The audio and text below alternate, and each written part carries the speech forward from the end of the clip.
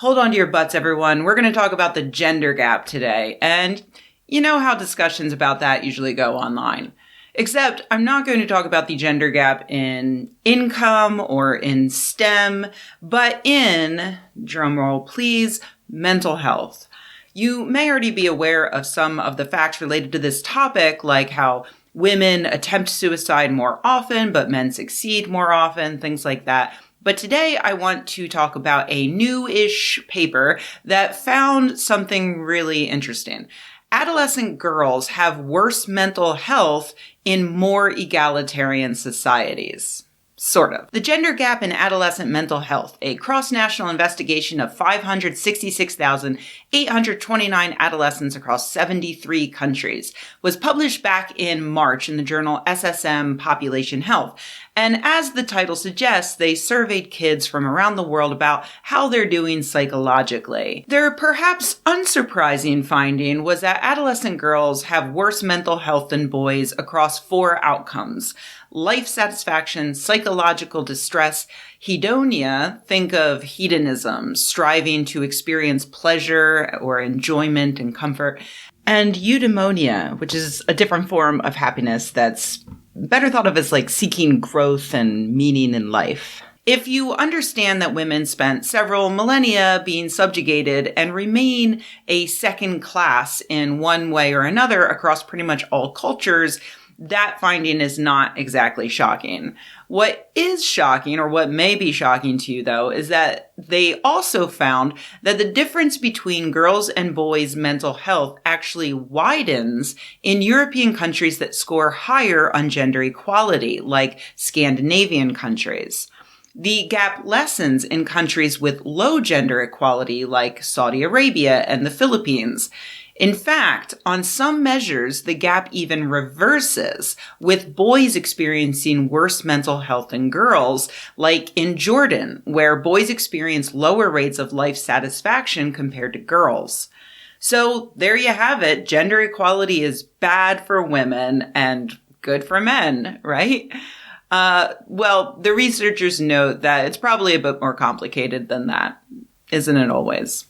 To be clear, this study didn't really look deeply into the why, because the first step is to establish that this pattern actually is there. Accordingly, I found the lead researcher over on Twitter saying that she says their next paper is going to dig into why they got this result. But in the meanwhile, they do throw out some hypotheses in this paper, mostly related to references, expectations, and what truly is considered equality. For a start, when you ask someone how happy they are, they don't tend to consider that question in a vacuum, or just as an individual unrelated to the rest of society. That person will tend to look around and compare themselves to others and where they are in life. How relaxed, how financially stable, how upwardly mobile am I compared to my neighbor or my brother or whoever. For adolescent girls in extremely sexist environments, they are socially segregated from the boys, so they can really only compare themselves to other adolescent girls. Girls in more egalitarian societies interact with boys more, and so may be more likely to compare themselves to other girls and boys.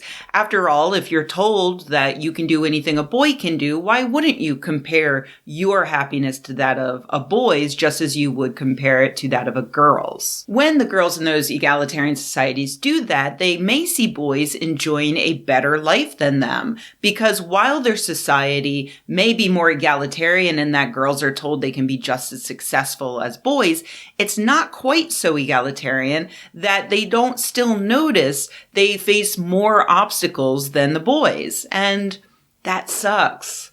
So on the one hand, we have a girl who thinks, well, I don't have a lot of options for my future, but you know what? That's life. And compared to other girls, I think I'm doing okay.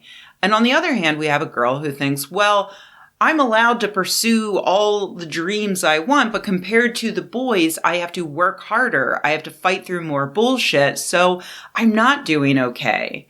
Again, this is just a hypothesis, and it's not supported or unsupported by the current study. But the authors do point out that this explanation is supported by many other previous studies, like research from 2002 on frustrated achievers, individuals that experience improvements in wealth but report negative perceived past mobility and lower happiness as a result of still facing discriminatory practices and barriers to their continued ascent. The researchers also point to studies showing that even in egalitarian societies, women are expected to now go into formerly male-dominated or still male-dominated industries and hold their own economically, while they're still expected to do more domestic work. Anecdotally, I can confirm that at several points in my life, I've split the rent and utilities 50-50 while cohabitating with a male partner who just will not wash the fucking dishes or clean the goddamn toilet. I distinctly recall a fight I had with one partner who insisted that I should do all the dishes because I was working from home. And he got very upset when I suggested that if I do that, I should pay less in rent. So I ended up dropping the idea. And later he also started working from home, but I still had to keep doing the dishes. Weird. And to head off all of the not all men comments, allow me to report that I am currently in a relationship where I pay half the mortgage.